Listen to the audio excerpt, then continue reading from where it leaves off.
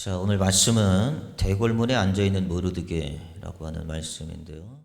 에스더서를 읽다 보면 모르드게에 대해서 강조하는 것이 있는데, 모르드게에게 어떤 능력을 가졌느냐 그런 것들이 아니죠.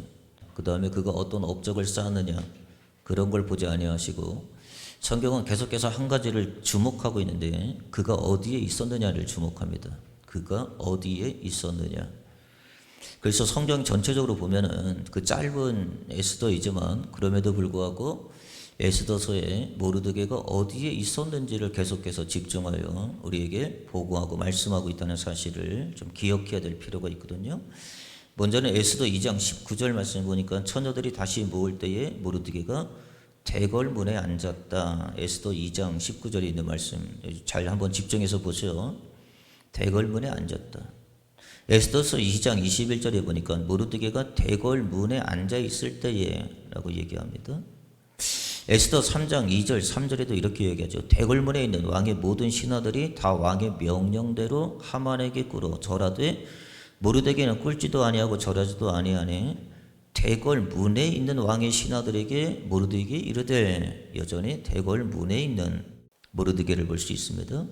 에스더 6장 10절 오늘 본문의 말씀에도 두 번이나 이렇게 강조해서 나오는데 뭐라고 얘기하냐면, 모르드게가 일어났던 모든 것들이 드러나게 되는 거죠. 그동안은 알려지지 않았고 숨겨졌고 감춰졌고, 그들이가 행한 일, 빅단과 데레스가 암살을 꾸며서 왕을 해하려고 했던 사실을 그가 알았고, 그리고 그것을 고발함을 통해서 왕이 살아나고 나라가 평안해지는 그런 일들을 보게 됩니다.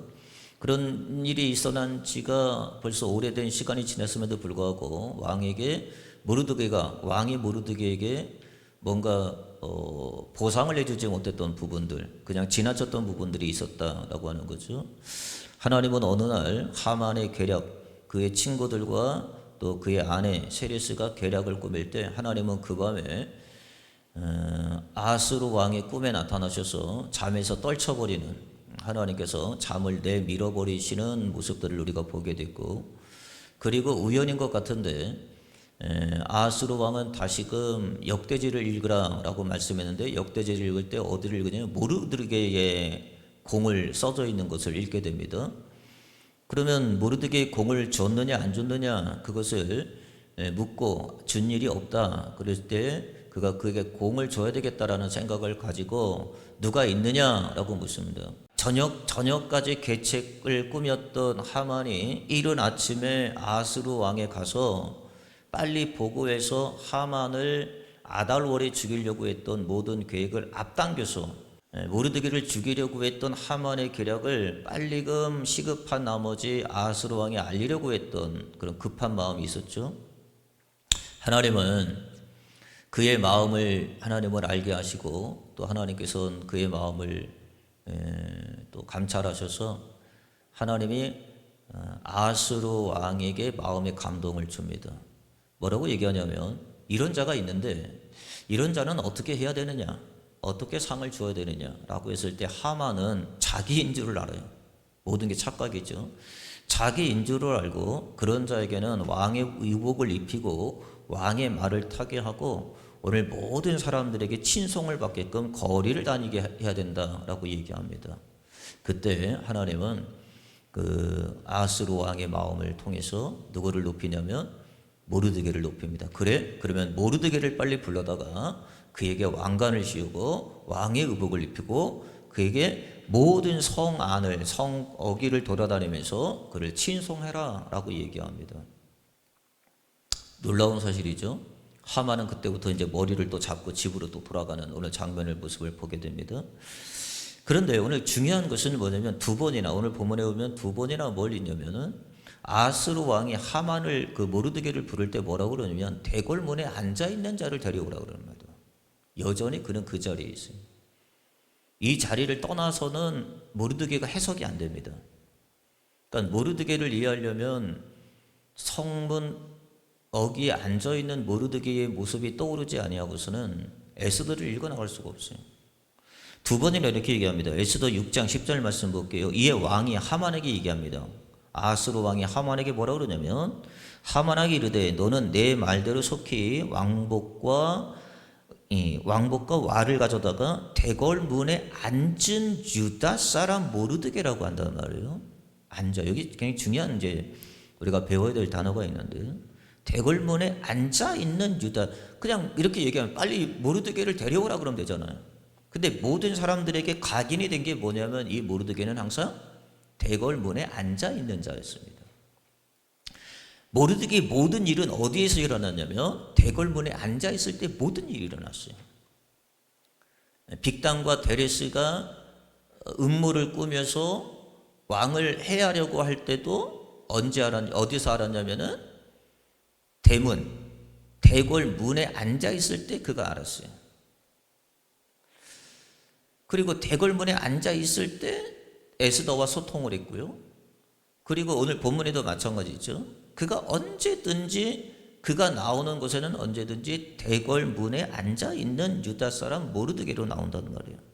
그리고 그 다음에 이제 그 아하스로 왕이 모르드게를 친송합니다. 말을 내어주고 의복을 입히고 왕관을 씌우고 그를 성전을 돌면서 그 다음에 성 밖을 돌면서 그를 친송을 해줘요. 그리고 갔다 왔는데 또 여러분 그러잖아요. 사람이 막 들뜨면 자기 자리를 잊어버리잖아요. 자기 본분을 잊어버리는데, 갔다가 왔는데 모르드게가 또 어디로 가 있냐면 에스더 6장 12절에 보니까 모르드게는 다시입니다 여러분. 다시 대궐문으로 돌아갔다 라고 얘기한단 말이에요. 그러니까는 잘 여러분 기억해야 될 것은 모르드게와 대궐문은 뭐요? 뗄래야 뗄 수 없는 관계입니다. 그러니까 대궐문이 아니면, 대궐문에 앉아있는 모르드게가 아니면 모르드게가 해석이 안 되고, 또 대궐문에 앉아있는 모르드게가 없으면 흥망성쇠가, 나라의 모든 일들이 어그러뜨리는 그런 모습들을 우리가 보게 될 텐데요. 그러니까 하나님은 모르드게가 어떤 업적을 생겼느냐, 무엇을 내느냐에 관심이 없어요. 하나님의 관점은 어디에 있냐면 모르드게가 어떤 일을 했느냐보다는 그가 어디에 앉아 있었느냐를 하나님이 보시는 거예요. 오늘 여러분의 신앙도 마찬가지죠. 하나님이 여러분들에게 무슨 일을 했느냐를 중요하게 여기지 않아요. 일은 하나님이 하시는 거죠. 하나님은 하나님이 일을 하시는 건데 내가 해야 될 부담성이 있는 거죠. 그건 뭐냐면 내가 어디에 앉아 있느냐가 중요한 거예요. 내가 어디에 앉아 있느냐. 오늘 그래서 우리가 5가지를 볼 건데요. 시간 되는 데까지 보다가 되어지지 않는 부분들은 우리가 계속해서 이제 이번 주 한 주간 같이 볼 텐데요. 큰 대지만 여러분들은 기록을 좀 해놨으면 좋겠습니다. 대궐문이라고 하는 말은 어떤 말이냐면 부름의 자리입니다. 그 자리는 부름의 자리, 부름의 자리를 떠났지 않았다는 거고요. 첫째는 부름의 자리라고 하는 것이고요. 둘째는 파수꾼의 자리, 지키는 자리입니다. 파수꾼의 자리를 떠나지 않았다고 하는 사실이고요. 세 번째는 믿음의 자리입니다. 그 자리를 통해서 뭐가 드러나냐면 모르드게의 믿음이 드러나는 거죠. 만약에 그 자리가 아니었다면 모르드게의 믿음이 드러날 수가 없어요. 그 자리에 있었기 때문에 모르드게의 믿음이 드러나는 자리, 그 믿음의 자리, 파수꾼의 자리, 믿음의 자리. 네 번째 자리는 그 자리가 어떤 자리냐면 영광의 자리입니다. 하나님이 그 자리를 통해서 영광을 주시는 거예요. 그 자리가 얼마나 중요한지 몰라요. 여러분이 지금 앉아있는 이 자리가 얼마나 중요한 자리인지 모르는 거죠. 그러니까 하나님은 그 자리를 통해서 뭐냐면 영광의 자리를 주시는 거예요. 또 그 자리에 있다고 하는 것은 우리가 5번째 뭘 할 수 있냐면 겸손의 자리를 할 수 있는 거예요. 아까 뭐라 그랬죠? 우리가 마지막에 다시 대궐 문으로 돌아갔더라 라고 얘기합니다. 자기의 흥에 취해가지고 그 다음에 어떤 세상의 이 여러 가지 영광에 취해가지고 사는 것이 아니라 자기 본래의 자리, 자기 자리가 어딘지를 알고 깨달아 다시금 대궐문으로 돌아오는 겸손의 자리. 하나씩 우리가 찾아볼 텐데요. 그럼 먼저는 뭐냐면 하나님이 이 모르드게가 앉아있는 그 자리가 왜 그렇게 중요하냐. 이 자리는 어떤 자리냐면 부르심의 자리입니다. 부르심의 자리. 하나님의 나를 불러준 자리인 거죠. 자, 에스더 2장 19절에 보니까 처녀들이 다시 모일 때 모르드게가 대궐문에 앉았다. 우리 앉아있는 모습을 한번 생각해 보세요. 이게 얼마나 중요한 건지. 대궐문에 앉았다라고 얘기합니다. 여기 앉았다라고 하는 말 볼게요. 이 앉았다고 하는 단어는 뭐냐? 야샤브라는 단어예요. 야샤브. 야샤브라고 하는 단어는 뭐냐면 세움을 입다, 세움을 받다라는 뜻입니다. 해석을 한번 볼게요. 자, 이 야샤브는 어떤 말이냐면 세우다라는 말입니다. 세우다. 그래서 세움을 받다, 세우심으로 입다라고 하는 말인데, 이 단어가 같은 용례로 쓰인 데를 한번 볼게요. 시편 133편 8절을 볼게요. 지도자들 곧 그의 백성의 지도자들과 함께 세우시며 라고 할 때 이 세우시며 라고 하는 단어가 야샤브 같은 용례로 다니고 있습니다. 그러니까 어떤 용례에서는 보면은 세움을 입다. 그래서 이게 어떤 뜻이냐면 공식적 위치를 맡기다. 공식적으로 맡겨준 거고요. 권한을 부여하다라는 뜻이고요. 책임 있는 자리에 머물게 하다라고 하는 뜻이고요. 부르심을 받다라고 하는 뜻입니다. 그러니까 저와 여러분들은 뭐냐면 이 자리가 무슨 자리냐면 하나님의 부르심을 받은 자리인 거죠. 하나님의 부르심을 받은 자리. 사도 바울도 이렇게 얘기합니다. 로마서 1장 1절 보니까 예수 그리스도의 종 바울은 사울로 부르심을 받아. 자기가 사울이 된 것은 바울 그 사도가 된 것은 그냥 된 것이 뭐냐면 전적인 뭐냐면 하나님의 부르심이 있었기 때문에 그런 거예요. 그 자리가 그냥 있는 것이 아니라 그래서 사도라고 하는 하나님의 권한을 부여한 거예요. 공식적인 위치를 허락해 주는 거죠. 책임을 주는 거예요. 근데 이 자리를 어떻게 주냐면 부르심을 받았기 때문이다 라고 이야기하는 거예요. 저와 여러분도 마찬가지죠. 부르심을 받는 것. 로마서 1장 6절도 이렇게 얘기합니다. 너희도 그들 중에 예수 그리스도의 것으로 부르심을 받은 자니라. 하나님 앞에 우리는 다 뭐라고요? 부르심을 받은 자. 요한복음 6장 65절에 보니까 이렇게 얘기합니다. 또 이르시되 누구든지 전에 너희에게 말하기를 내 아버지께 오게 하여 주지 아니하시면 누구든지 내게 올 수 없다 하였노라 하시니라. 하나님이 우리를 불러주지 아니하면 우리는 이 자리에 올 수 없는 거죠. 여러분이 똑똑해서 여러분이 잘나서 온 게 아니에요. 하나님이 불러주지 아니하면 절대 이 자리에 올 수 없는 거고 하나님의 부르심이 없으면 그 자리에 설 수 없는 거죠. 그러니까 모르드게도 마찬가지예요. 왜 모르드게가 그 자리에 계속 여러분 생각해 보세요. 맨 처음에는 이해가 됩니다. 에스더 2장에서는 그 자리에 공직을 맡고 있는 그 자리가 이해가 되지만 나중에는 모르드게가 보세요. 자기가 길렀던 에스더가 왕후가 되지 않습니까? 그러면은 사람이라는 건 이런저런 뭐 루트를 통해서 더 높은 자리, 더 나은 자리에 얼마든지 발령을 받다든지 아니면 더 좋은 어떤 자리를 차지한다든지 그럴 수 있잖아요. 그럼에도 불구하고 여전히 모르드게는 에스더가 어떻게 됐든지 간에 왕후가 됐든지 뭐 하여튼 뭐 나라가 어떻게 됐든지 간에 자기는 하여튼 대궐 문에 앉아있는 그 자리를 사수한다는 말이죠. 왜 그러느냐? 그 자리는 하나님의 나를 부르심의 자리이기 때문입니다. 여러분도 마찬가지죠. 내가 하나님의 자녀가 되고 성도가 되고 하나님의 교회가 되었던 이 모든 것들은 맨 처음에 뭐냐? 하나님의 나를 불러주셨기 때문에 그렇다. 불러주신 거예요. 자격이 있어서 불러주는 게 아니죠. 뭐 크게 우리가 잘 아니까 하나님 우리를 은혜로 불러주시고 하나님 우리를 성도로 불러주시고 하나님 우리를 교회로 불러주시는 거죠. 그 두 번째 자리는 그 자리가 어떤 자리냐? 두 번째 자리는 파수꾼의 자리입니다. 파수꾼의 자리. 부름의 자리요. 그래서 떠날 수가 없어요. 부름의 자리니까. 하나님이 나를 불러주셨다고 하는 확실한 소망이 있기 때문에 벗어날 수가 없고 떠날 수가 없는 거예요. 여러분들 교회도 마찬가지죠. 교회도 내 마음대로 떠나고 내 마음대로 오고 그런 게 아니죠. 중요한 건 뭐냐면 하나님의 나를 부르셨다고 하는 특별한 여러분들이 소명의식이 있을 때 내 신앙이 더욱더 견고해지고 단단해지는 거지 부름의 소망이 없으면 안 돼요. 사도도 마찬가지죠. 바울도 자기를 하나님이 부르셨다고 하는 소망이 있잖아요. 두 번째는 뭐냐면 그 자리가 무슨 자리냐면 불렀어요. 그럼 불러서 그냥 그 자리에 있으면 되느냐? 그렇지 않죠. 그 자리에서 무엇을 해야 되느냐? 파수꾼의 역할을 하라고 그 자리에 두신 거예요. 파수꾼의 역할을 하라고. 자, 여기 한번 말씀 볼게요. 에스더 2장 21절. 모르드게가 대궐문에 앉아 있을 때요. 또 여기 앉아 있네요. 여기 앉아 있을 때. 여기 요번에 볼게요. 여기 앉다라고 하는 야사구는 또 어떤 뜻이 있냐면 매복하다, 잠복하다, 주둔하다라고 뜻을 같이 갖고 있어요. 네, 이건 지킨다고 하는 의미가 있는 거죠. 파수꾼의 역할을 한다고 하는 거죠. 자, 용례를 한번 볼게요. 사사기 16장 9절에 보니까 이미 사람을 방 안에 매복시켰으니 이 매복시키다라고 하는 말이 야샤부입니다. 아까 우리 맨 처음에 야샤부라고 하는 단어를 쓸 때는 어떤 용례를 썼냐면 부르다라고 하는 임명하다.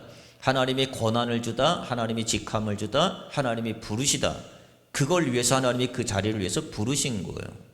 그리고 이번에 아샤브라고 하는 이 단어는 두 번째 용례는 어떻게 쓰냐면 매복하다, 잠복하다, 주둔하다라고 하는 뜻으로 갖고 있습니다. 이건 무슨 의미가 있냐면 파수꾼의 역할을 하라고 하나님이 주신 거예요. 파수꾼. 파수꾼의 이 역할은 어떤 역할이냐면은 먼저 위험을 감지하고 알리는 자예요. 위험을 감지하고 그 위험을 알리는 역할을 하는 게 누구냐면 파수꾼이 해야 될 자죠. 자, 사무엘상 14장 16절에 보니까 베냐민 기브야에 있는 사울의 파수꾼이 바라본즉이라고 했습니다. 파수꾼은 제일 먼저 뭐 해야 되냐면 파수꾼은 멀리 있는 걸 먼저 봐야 돼요. 파수꾼은 아무나 파수꾼이 될 수 있는 게 아니죠. 멀리 있는 걸 먼저 바라보는 자고, 그리고 그것을 알리는 자입니다. 그러니까는 먼저 알고만 있으면 안 되죠. 그것을 내가 먼저 알고, 먼저 발견하고, 먼저 보고, 듣고, 그것을 알리는 자로서의 역할이라고 하는 거예요. 그래서 이 역할을 모르드게는 아주 잘 수행합니다. 하나님이 부르심을 받았어요. 왜 불러주셨느냐? 파수꾼으로 하나님 불러주셨어요. 자, 에스더 2장 21절 22절 말씀 볼게요. 모르드게가 대궐문에 앉아있을 때에 문을 지키던 왕의 넷이 빅단과 데레스 두 사람이 원한을 품고 아하스로 왕이 암살하려고 하는 음모를 꾸몄어요. 자, 근데 누가 없으면 몰라요? 파수꾼이 없으면 이 모든 일이 막아낼 수가 없어요. 이거를 뭐가 있으냐면 파수꾼은 먼저 알아야 되고, 먼저 봐야 되고, 먼저 들어야 됩니다. 그리고 이 모든 사실을 뭐 하냐면 알고 있다고만 해서 끝나는 것이 아니라 이 모든 사실을 알려야 되는 거죠. 그런데 여러분 보세요. 만약에 파수꾼이 없었다면 모르드게가 하나님이 불렀어요. 왜 불렀느냐? 파수꾼으로 하나님이 불렀어요. 지키는 자로 하나님이 불렀어요. 그런데 이 성경은 이렇게 얘기합니다. 에스더 2장 21절에 보니까 모르드게가 대궐문에 앉았을 때에 문을 지키던 왕의 넷이 빅단과 데레스 두 사람이 원한을 품고 아하스로 왕이 암살하려는 음모를 꾸미는 것을 모르드게가 알고 있습니다. 파수꾼의 역할이죠. 파수꾼은 뭐냐면 제일 먼저 알아야 돼요. 그게 파수꾼입니다. 제일 먼저 봐야 돼요. 그게 파수꾼이죠. 그러니까는 모르드게는 뭐 했냐면은 그것을 알고 빅단과 데레스가 음모를 꾸미고 있구나. 야, 이거 큰일 날 문제구나. 라고 하는 것을 알고 황후 에스더에게 찾아가서 뭐 했냐면 알렸어요. 그래서 뭐라 그러냐면 성경은 뭐냐면 아렌지라라고 얘기하고 있거든요. 아렌지라라고 얘기했습니다. 이 아렌지라고 하는 말씀을 보니까 아마르라는 단어예요. 이 아마르라는 단어는 어떻게 얘기하냐면 말하다, 보고하다, 전달하다, 이게 뭐냐면 알릴 책임을 다하다라는 뜻입니다. 그러니까 우리는 어떤 책임이냐면 전해야 될 책임이 있어야 되고 알려야 될 책임이 있어야 되는 거예요. 이 책임을 다하지 아니하면 불의한 자가 되는 거예요. 불충한 자가 되는 거예요. 책망받는 자가 되는 거예요. 만약에 파수꾼을 세웠는데 파수꾼이 아무 얘기도 하지 않는다면 여러분 되겠습니까? 결국은 모르드게가 빅단과 데레스의 음모를 먼저 들었고 알았고 그것을 황후에게 직접 알렸기 때문에 빅단과 데레스의 음모를 막아내서 아하스로 왕의 생명을 살리고 나라를 평안케 했단 말이에요. 그런데 여러분 반대로 만약에 음모를 알게 되었지만 모르드게가 침묵하고 넘어간다면 왕은 죽고 민족 전체가 위험에 빠지죠. 그러니까 지금 그 자리가 어떤 자리냐? 앉았다. 그러니까 대궐문에 앉았다는 게 그냥 앉아있는 게 아니에요. 그 자리는 뭐냐면 하나님의 부르심인 거예요. 어떤 부르심이냐? 하나님의 사명을 준 거예요. 고유의 사명을 준 거고 하나님의 직책을 준 거고 하나님의 직임을 준 거고 그거를 해야 할 만한 하나님께서 그 자리에 앉혀놓은 거죠. 뭐 해야 됩니까 여러분? 파수꾼이 되어야 되는 거죠. 여러분도 여러분의 먼저 여러분을 믿게 했어요. 그 여러분의 가정이 어떤 가정이 되냐면 여러분들도 파수꾼이 되어야 되는 가정이 되어야 되죠. 파수꾼을 세웠어요. 잘못된 것을 알려야 되고 잘못된 것을 말해야 되고 잘못된 것 신호를 크게 모든 사람들이 알도록 저와 여러분들이 해야 할 사명을 잊어버리면 안 된다는 거죠. 그래서 성경은 뭐라냐면 성도 역시 파수꾼으로 세움을 입은 자다라고 얘기했습니다. 우리도 뭐라고요? 파수꾼으로 세움을 입은 자다. 에레미야 6장 17절 보니까 이렇게 얘기합니다. 내가 또 너희를 위하여 파수꾼을 세웠으니 파수꾼을 세웠다. 모르드게를 파수꾼을 세웠듯이 오늘 저와 여러분들 여러분의 가정에 우리 교회에 이 사회에 여러분들을 뭘로 세웠냐면 파수꾼으로 세웠죠. 근데 그 파수꾼으로 세운 자가 죄의 위험에 대해서 경고하지 아니하고 구원의 길에서 알려주지 아니하고 예수 그리스도가 유일한 해답임을 전파하지 않는다면 문제가 있는 거죠. 우리의 파수꾼은 어떤 파수꾼이냐? 죄를 알려야 돼요. 그게 죄라고 하는 것을 경고해 줘야 되고 구원의 길을 알려줘야 되고 예수 그리스도가 유일한 해답인 것을 우리는 알려줘야 된단 말이에요. 성경은 이렇게 얘기합니다. 고린도서 9장 16절 말씀 보니까 내가 복음을 전할지라도 자랑할 것이 없으면 내가 부득불 할 일임이라. 할 일이죠. 왜냐하면 부르심을 받았으니까. 여러분도 마찬가지잖아요. 나는 전해도 되고 전하지 않는데도 그건 천만의 말씀. 왜냐하면 여러분들은 이미 뭐였냐면 부르심을 받았기 때문에 그렇습니다. 먼저 부르심을 받았어요. 그래서 여러분들이 그 자리에 앉아 있는 거예요. 만약에 부르심을 받지 않았다면 소용이 없는 거죠. 여러분이 그냥 믿고 싶으면 믿고, 근데 가고 싶으면 가고, 말고 싶으면 말고, 그거는 부르심이 아닙니다. 그거는 그냥 종교 노름하는 거죠. 예. 사명이 있어야 돼요, 여러분. 하나님이 나를 부르셨다고 하는 것은. 근데 그 부르심은 여러분들이 이게 너무 가벼우니까 문제인데, 그러니까 은혜로 부르심을 받고, 성도로 부르심을 받고, 교회로 부르심을 받는 하나님의 놀라운 은혜가 있는데, 성경이 이렇게 얘기합니다. 복음을 전하지 아니하면 내게 화가 있을 것이니라. 전해야 될 사명이 있어요. 만약에 모르드게가 전하지 않아봐요. 그걸 알았어요. 빅단과 데레스의 음모를 알았고 계략을 알았고 그들이 가지고 있는 여러 가지의 권무 술수를 알았단 말이에요. 근데 그걸 전하지 않는다고 생각해 보세요. 아하스 왕은 죽었을 것이고 나라는 뒤집어질 것이에요. 우리가 지금 이야기하는 하여튼 이런 쿠데타가 일어나든지 아니면 반란이 일어나든지 반란의 세력에 의해서 나라가 통째로 사로잡힌다든지 굉장히 위험에 노출될 거 아닙니까? 근데 그것만 노출되겠어요, 여러분? 결국은 누구도 위험해져요? 에스더도 위험해지고 모르드게 자신도 위험해지죠. 파수꾼은 누가 하냐면 나를 지키는 일이면 나를 지키는 일이에요. 예? 내 가정을 지키는 일이란 말이에요. 근데 여러분들이 구원의 길이 있고 생명의 길이 있고 예수 그리스도가 해법인 것을 알고 있는데 죄가 있는데 죄도 알리지 않아요. 죄에 대해서 경고하지도 않아요. 침묵하고 있어요. 구원의 길이 있는데 구원의 길도 알리지도 않아요. 침묵하고 있어요. 예수 그리스도가 우리의 해답인 것을 알고 있음에도 불구하고 내가 입을 함구하고 있어요. 그럼 파수꾼이 아닌 거예요. 성경은 뭐라고 얘기하냐면 그런 자는 내게 화가 있다고 얘기합니다. 그럼 내게 화가 있는 거예요. 왜? 만약에 내가 전하지 않으면 화가 있는 거죠. 파수꾼으로 하나님이 세워놨는데. 로마서 10장 13절 14절 말씀 보니까 누구든지 주의 이름을 부르는 자는 구원을 받으리라. 그런즉 그들이 믿지 아니하는 자를 어찌 부르리요 듣지 못한 자 못한 일을 어찌 믿으리요 전파하는 자가 없이 어찌 들으리요. 전파하는 자가 누굽니까? 파수꾼이란 말이에요. 전하는 자가 없는데 어떻게 듣고 어떻게 믿느냐 말이에요. 성도는 반드시 뭐냐면 죄에 대해서 경고해야 돼요. 파수꾼의 역할이 적이 들어와요. 그럼 경고해야지 여러분. 경고하지 않는데 그러면 적이 다 들어와가지고 뭐 하겠어요 여러분. 결국은 죄가 들어오는데 죄에 경고하지도 않아요. 구원의 길이 있는데 생명의 길이 있는데 진리의 길이 있는데 알리지도 않아요. 예수 그리스도가 해답인데 예수 그리스도를 전하지도 않아요.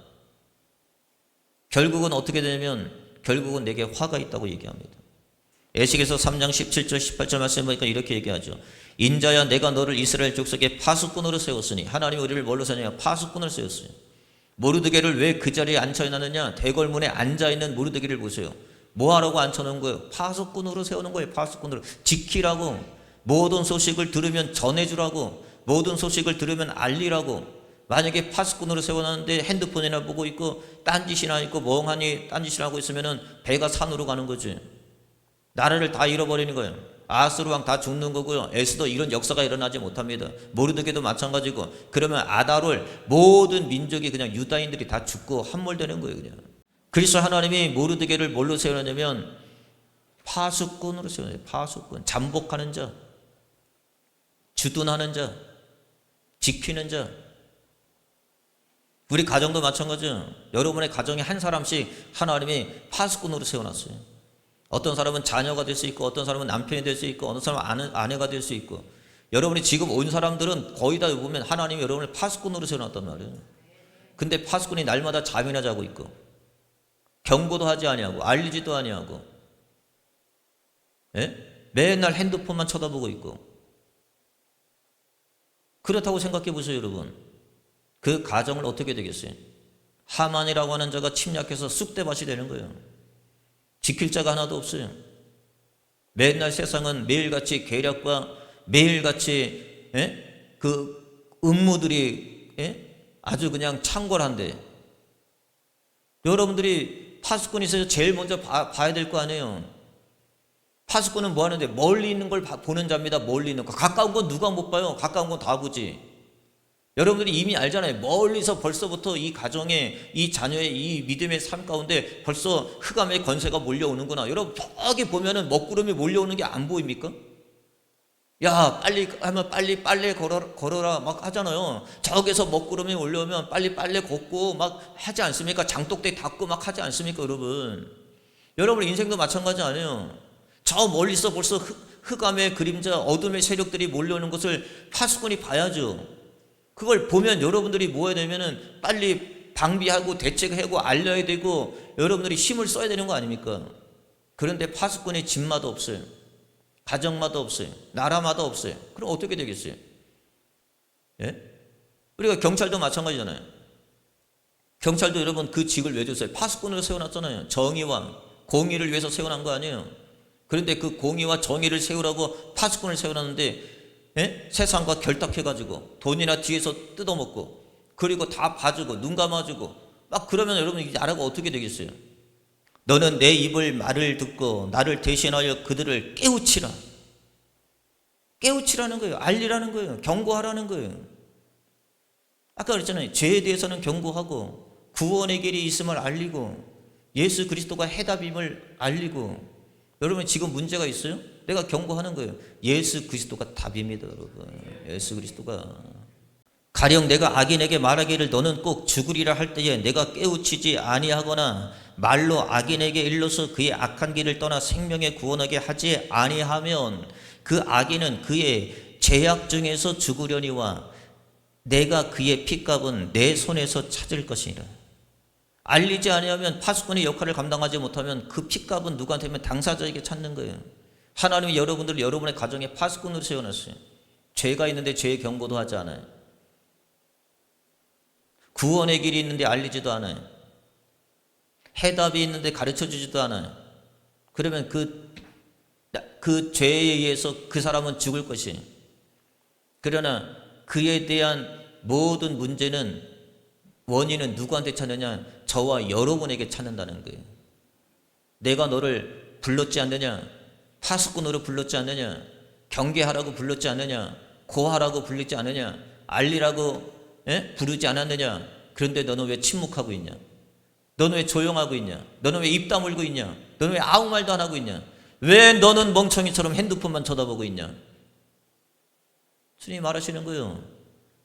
복음의 기쁜 소식을 내가 먼저 듣고 깨달았다 할지라도 알려야 할 책임을 다하지 않는다면, 묻어두기만 한다면 여러분 그 책임을 피할 수가 없다고 성경은 이야기하고 있는 거죠. 그래서 저와 여러분들은 하나님이 그 자리를 왜 놓으셨느냐? 하나님의 파수꾼의 자리입니다. 여러분의 자리는 무슨 자리예요?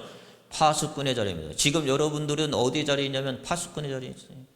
파수꾼이 날마다 졸기나 하고 딴 척만 하고 딴 생각만 하고 있으면 뭐가 되겠어요? 그 핏값은 여러분에게 찾는다고 성경은 이야기하고 있습니다. 세 번째, 그 자리는 믿음의 자리입니다.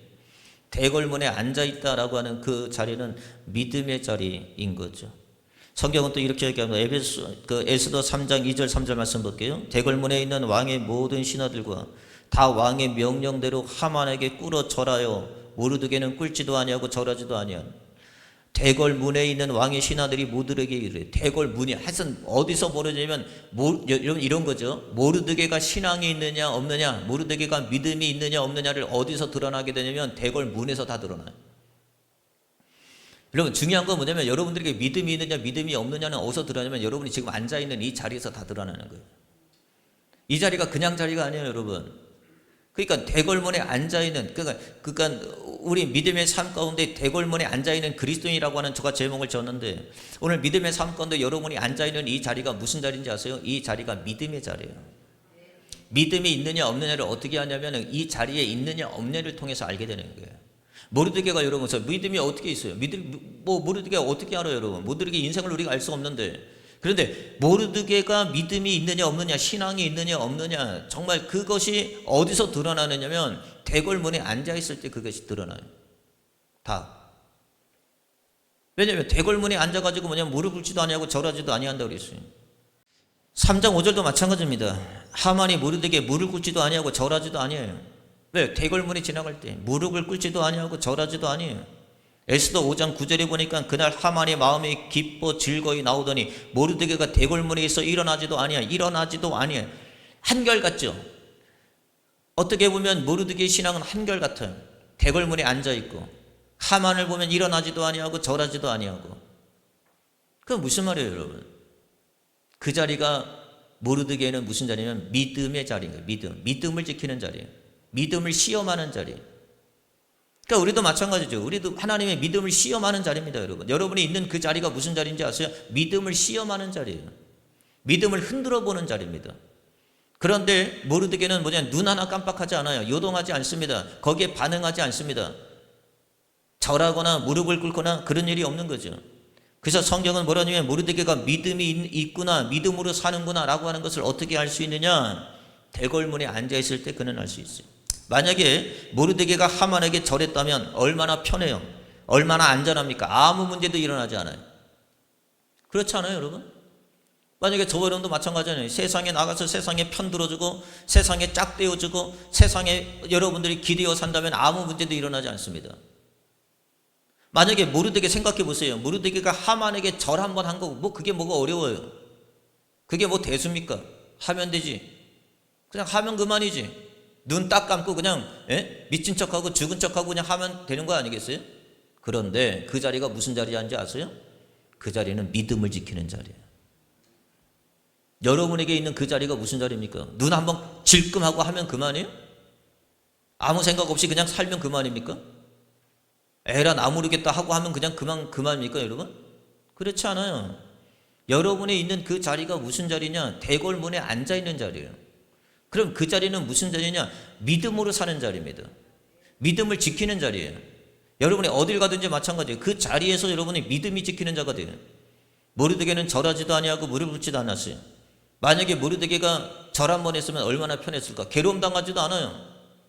만약에 모르드게가 하만에게 절을 했다면 그는 안전했을 거예요. 위험과 공경에 처하지도 않아요. 이런 일이 없어요, 지금. 이런 일이 없다면야 모르드게도 드러나지 아니하고 에스더도 드러나지 않죠. 여러분, 항상 믿음의 사람들은 언제 그 믿음이 드러나면 사건이 일어날 때 믿음이 드러나게 되어 있어요. 그래서 하나님이 저와 여러분들에게 흔들어 보는 거예요. 사건을 주시는 거예요. 하나님이 아브라함에게 믿음을 시험하지 않습니까? 모리아산에 내 독자 이삭을 갖다 바쳐라. 아무도 알 수 없는 일입니다. 말도 안 되는 일이죠. 그런데 아브라함은 아침 일찍이 모든 안장을 지우고 불을 가지고 그 모리아산을 향하여 올라갔다 그랬습니다. 3일 길을 갔다 그랬어요. 사랑하는 성도 마찬가지죠. 오늘 저와 여러분이 앉아있는 그 자리는 무슨 자리냐면 믿음의 자리인 거예요. 믿음의 자리. 믿음을 지키는 자리예요. 그냥 하면 편해요. 하면 안전합니다. 아무 일도 일어나지 않습니다. 그러나 도리어 믿음을 지키려고 하니까 모르드게가 그 믿음을 지키려고 하니까 손해가 이만저만이 아니고 불편함을 감수해야 되고 또한 감당해야 할 대가가 너무나 큰 거죠. 성도는 그런 거예요, 여러분. 그렇지만 그냥 한 번 절하고 아무 일도 일어나지 아니하고 그냥 한 번 절하고 편하게 살고 한 번 절하고 안전하게 거하고 그러면 여러분의 믿음으로 사는 겁니까? 그렇지 않아요. 때로는 믿음은요, 감내해야 될 것도 있어요. 믿음은 감수해야 되는 것도 있어요. 믿음은 감당해야 될 것도 있어요. 그래서 모르드게는 어려움을 마다하지 않아요. 하만이 어떤 자인지를 알고 있었고 하만이 어떻게 나를 공격해야 될 것인지 하만의 모든 일을 알고 있었어요. 그럼에도 불구하고 그는 무릎을 꿇거나 절하지 않았다는 사실인 거죠. 왜요? 대궐문에 앉아있는 모르드게 그 자리는 무슨 자리예요? 믿음의 자리인 거예요. 내가 믿음이 있느냐 믿음이 없느냐, 내가 믿음을 사수하느냐 믿음을 지키느냐. 히브리서 11장 24절 26절에 보니까 이렇습니다. 믿음으로 산 사람은 한 번도 안전한 적이 없어요. 편한 날이 없어요. 아무 일도 일어나지 않으면 좋겠죠. 여러분 예수 믿고 아무 일도 일어나지 않으면 좋겠죠. 그냥 편하면 좋겠죠. 안전하면 좋겠죠. 절대 그렇지 않습니다. 그래서 믿음으로 사는 거예요. 믿음은 때로는 위험을 감수해야 돼요. 고통과 고난과 때로는 어려움과 힘듦과 이 모든 걸 때로는 감내해야 될 때도 있어요. 우리가 잘 알듯이 히브리서 11장은 믿음의 장입니다. 그 중에 몇 사람만 찾아오면은 다 믿음으로 산 사람들을 이렇게 소개하죠. 24절 보니까 믿음으로 모세는 장성하여 바로의 공주의 아들이라 칭함 받기를 거절하고 도리어 하나님의 백성과 함께 고난 받기를 잠시 죄악의 낙을 누리는 것보다 더 좋아하고 그리스도를 위하여 받은 수모를 애굽의 모든 보화보다 더 큰 재물로 여겼으니 이는 상 주심을 바라봄이니라. 왜? 그 자리가 무슨 자리예요? 믿음의 자리예요. 영광을 받는 자리가 아니에요. 세상의 존귀를 받는 자리가 적당히 타협하고 적당히 손잡고 적당히 악수하고 적당히 따라가고 적당히 이해하고 넘어가는 자리가 아니에요. 아까 제가 얘기했죠. 만약에 모르드게가 하만의 행동을 보고 가서 절했다든지 가서 무릎을 꿇었다든지 그러면은 그에게는 얼마나 편한지 몰라요. 탄탄대로요. 이후에는 탄탄대로요. 우리가 그런 거잖아요. 어떤 사람들은 자기의 직위에 자기 책무를 지키기 위해서 어떤 사람은 뭐 보직을 떠나기도 하고 저 밑에 말단으로 내려가기도 하고 막 여러 가지 보복을 당하기도 하고 아픔을 당하기도 하잖아요. 그럼에도 불구하고 믿음을 지키는 자리. 그러니까 또 지금은 그 사람들이 또 지금은 드러나고 야 믿음을 지켰던 자들. 여기 마찬가지죠. 히브리서 11장 36절 39절에 보니까 또 어떤 일은 조롱과 채찍뿐만 아니라 결박과 옥에 갇히는 시련을 받았으며 돌로 치는 것과 톱으로 켜는 것과 시험과 칼로 죽음을 당하는 양과 염소의 가죽을 입고 유리하며 궁핍하며 환난과 확대를 받았으니. 왜 이렇게 받습니까? 뭐하러 이렇게 받아요? 한번 절하면 그만이지. 한번 무릎 꿇으면 그만이지. 이들이 절하지 않아요. 무릎 꿇지 않습니다. 바알에게 무릎 꿇지 아니한 자가 7,000명이 있다고 그랬어요. 사랑하는 성도 여러분, 여러분이 앉아있는 그 자리가 무슨 자리인지 아세요? 여러분이 앉은 자리는 대궐 문 앞에 앉아있는 자리예요. 그 자리는 무슨 자리예요? 믿음을 시험하는 자리예요. 그러니까 여러분이 자꾸 옆에 누가 왔다 갔다 하냐? 하만이 주기적으로 왔다 갔다 하는 거예요. 그래서 그 하만이 여러분에게 뭐라 그러냐면 무릎 꿇어라, 절해라, 자꾸 그러는 거예요. 그럼 여러분이 한 번 지켜요. 내가 이겼어요. 난 무릎 꿇지 않아. 난 절하지 않아. 그러니까 그에 대한 피해가 엄청나게 오는 거죠. 박해가 엄청나게 오요. 그것 때문에 불편함이 얼마나 많은지 몰라요. 그 다음에 또 하만이 또 주변에 또 서성거리다가 언제 또 나타나요. 또 무릎 꿇어라. 그러니까 이 불편함을 못 견디겠어요. 이제 이 손해를 못 감당하겠어요. 그러니까 이제는 뭐 하냐면 그래 내가 그냥 적당하게 무릎 꿇어줄게 하고 무릎 꿇고 가는 거예요. 오늘도 세상이라고 하는 하만은 나에게 절할 것을 요구하죠. 얼마나 우리에게 압박이 오는지 몰라요. 세상의 가치에 절하게 하고 편안함과 쾌락에 절하게 하고 타협과 침묵에 절하게 하는 나를 그렇게 만든단 말이죠. 여러분 어떻게 하실 거예요? 성경은 이렇게 얘기합니다. 마태복음 7장 13절 14절 보니까 좁은 문으로 들어가라. 멸망으로 인도하는 문은 크고 그 길은 넓어 그리로 들어가는 자가 많고 생명으로 인도하는 문은 좁고 길이 협착하여 찾는 자가 적음이라. 지금 이 시대는 뭐예요? 넓은 길로 가는 사람들이 많아요. 적당히 타협하고 적당히 이해하고 적당히 손잡고 적당히 고개 숙이고 적당히 무릎 꿇고. 그러니까 여러분의 주변에 뭐냐면 맨 처음엔 단호해요. 우리가 신앙의 초기 때는 그야말로 막 물불이 일어나가지고 막 그때는 단호하게 끊어버려요. 안 해요. 안 돼 하면서 적당히 끊어요. 근데 이제 나중에는 어떻게 되냐면 이게 감당할 수 없거든. 손해가 이만저만이 아니고 피해가 이만저만이 아니고 이게 압박이 이만저만이 아니란 말이에요. 그때 나중에 몇 주 지나니까 또 하만이 또 오네. 세상에 하만이라고 하는 것이 여러분에게 또 오늘도 손을 내미는 거예요. 그때는 어떻게 하겠어요? 여러분 진리는 좁은 길로 가는 거예요. 거기가 생명이 있어요. 많은 사람들이 넓은 길로 갑니다. 성도는 반드시 믿음으로 살아야 돼. 그래서 여러분 대궐 문 앉아있는 모르드게를 보십시오. 그 자리는 무슨 자리예요? 파수꾼의 자리예요. 그 자리는 무슨 자리예요? 그 자리는 믿음의 자리입니다. 믿음을 시험하는 자리예요. 믿음으로 흔드는 자리입니다. 믿음이 있는지 없는지. 여러분이 앉아있는 그 자리가 무슨 자리인지 아세요? 하나님이 오늘도 여러분의 믿음을 흔들어 보시는 거예요. 그래서 여러분의 주변에 오늘도 뭐가 다냐? 하만이 자꾸 기웃기웃거려요. 자꾸 그게 편안함을 준다 그래. 예? 불편함이 없게 한다 그래. 자꾸 손 잡자 그래. 그럼 적당히 손 잡는 거죠. 뭐 그렇게 사는 거죠. 그런데 여러분 보세요. 모르드게는 끝까지 뭐 하지 않았어요? 절하지 아니하고 무릎 꿇지 않았습니다. 그랬더니 여러분 그 자리가 무슨 자리가 되냐? 영광의 자리가 되는 거예요. 하나님이 주시는 영광의 자리. 이런 자리가 올 줄 어떻게 알았어요? 성도는 그런 거예요, 여러분. 하나님이 그 자리를 정말 하나님께서 부르셨어요. 하나님이 부르신 자를 의롭다 하시고 의롭다 하신 자를 하나님이 영화롭게 하신다고 하시잖아요. 로마서에 보니까. 그러니까 하나님이 저와 여러분들을 불렀어요. 왜 불렀느냐? 하나님이 저에게 사명을 줬어요. 무슨 사명을 줬냐? 파수꾼의 사명을 줬어요. 지켜라. 너의 가정을 지켜라. 너의 자녀를 지켜라. 너의 부모를 지켜라. 너의 교회를 지켜라. 하나님의 저와 여러분들에게 파수꾼의 사명을 줬어요. 파수꾼은 뭐예요? 경고해야 돼요. 알려야 돼요. 전해야 돼요. 본 것을 본 대로 얘기해야 됩니다. 근데 알리지 않아요? 눈 감아요? 그럼 그 죄는 여러분이 받는 거예요. 하나님이 여러분들을 그 자리에 두셨어요. 왜 그 자리에 두셨어요? 믿음을 흔들기 위해서 두셨어요. 믿음을 지키기 위해서 두셨어요. 그 자리가 아니면 여러분 믿음이 드러나지가 않아요. 그 자리에 있기 때문에 믿음이 드러나는 거지. 성도가 그 자리에 앉아있는 게 무슨 이유인지 아세요? 그 자리에 여러분이 앉아있잖아요. 앉아있는 게 뭔지 아세요? 여러분들이 믿음을 지켰다는 거예요. 믿음을 지키고 있다는 거예요, 여러분.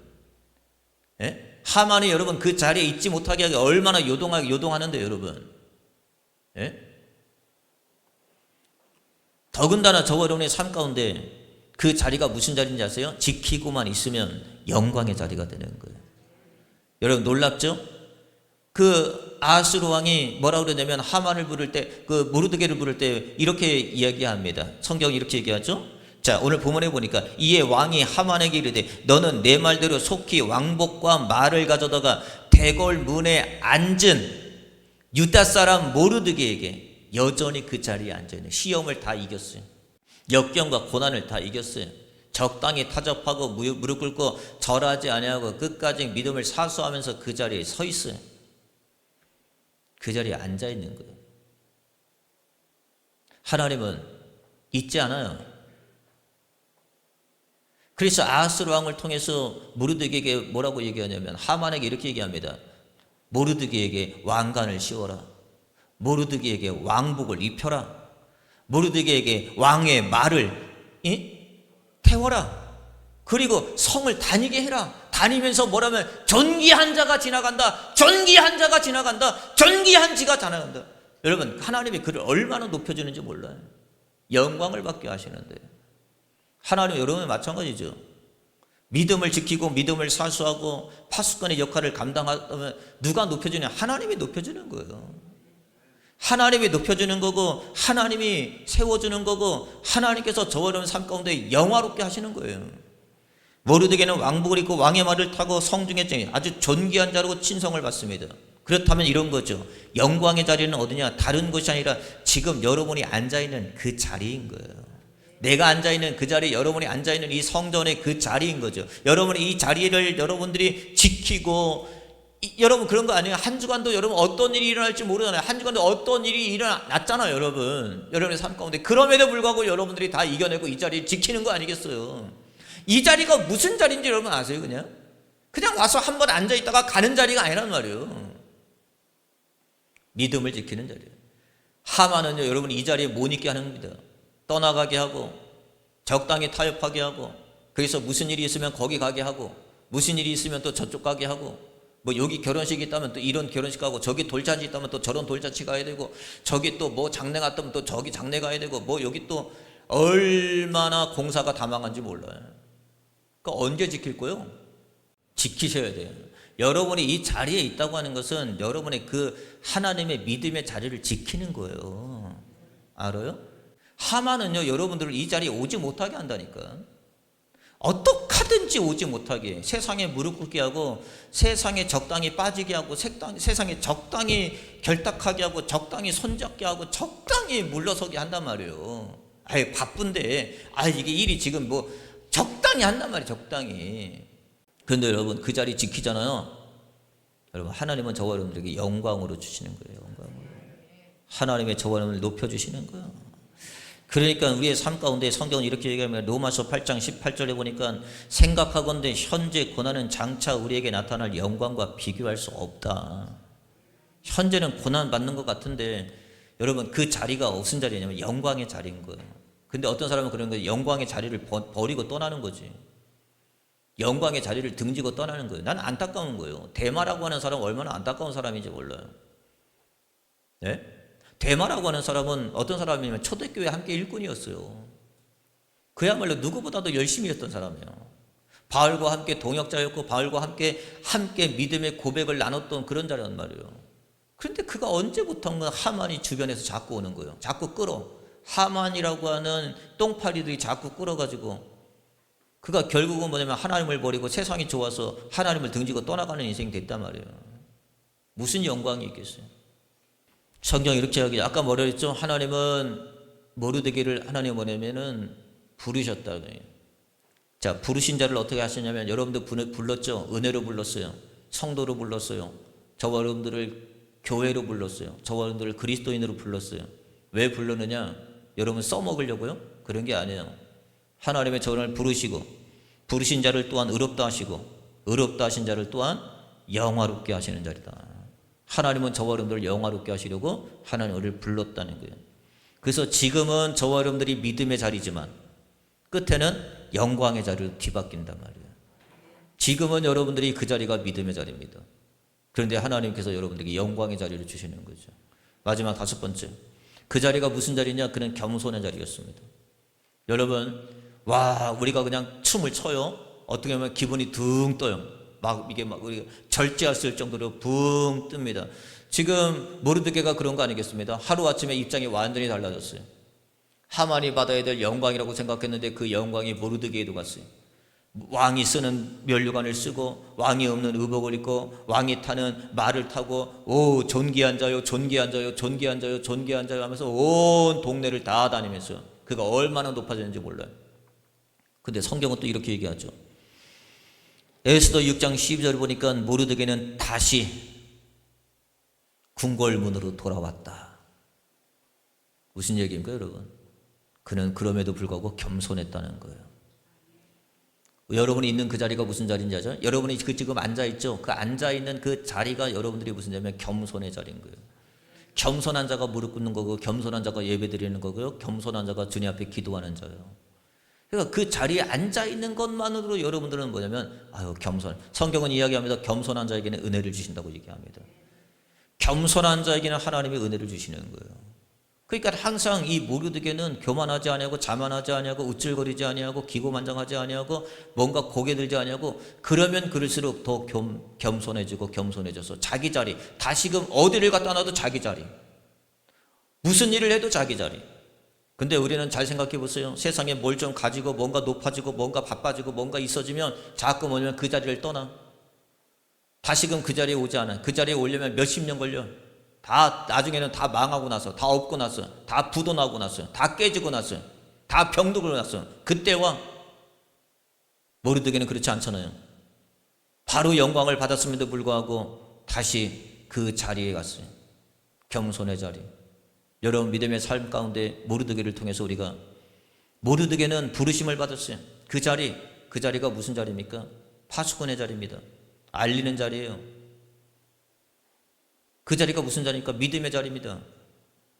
흔드는 자리예요. 믿음을 지키는 자리입니다. 여러분 그 자리가 무슨 자리입니까? 결국은 영광의 자리예요. 여러분이 이 자리에 앉아있다고 하는 것 자체가 뭐냐면 겸손한 거예요. 겸손하지 아니한 자는 이 자리에 있을 수 없어요. 겸손한 자가 예배를 드리는 거예요. 그래서 복이 뭐냐면 바라크예요. 바라크가 뭔지 아십니까? 무릎을 꿇는 거예요. 존귀한 자 앞에 무릎을 꿇는 게 복인 거예요. 여러분이 이렇게 예배를 드리는 것만으로 여러분 복 있는 성도예요. 겸손한 자의 증거입니다. 여러분이 예배를 드린다고 하는 것은 겸손한 자의 증거고 여러분이 이 자리에 앉아있는다고 하는 것은 믿음을 지킨다고 하는 증거고 여러분이 이 자리에 앉아있는 것만으로 여러분의 파수꾼의 역할을 감당하는 거고 여러분이 이 자리에 앉아있는 것만으로 부름의 상을 잊지 않는다고 하는 사실을 꼭 명심하셔서 여러분이 언제나 대궐문 곁에 앉아있는 그리스도인 되시기를 주의 이름으로 축원을 드립니다. 기도하겠습니다.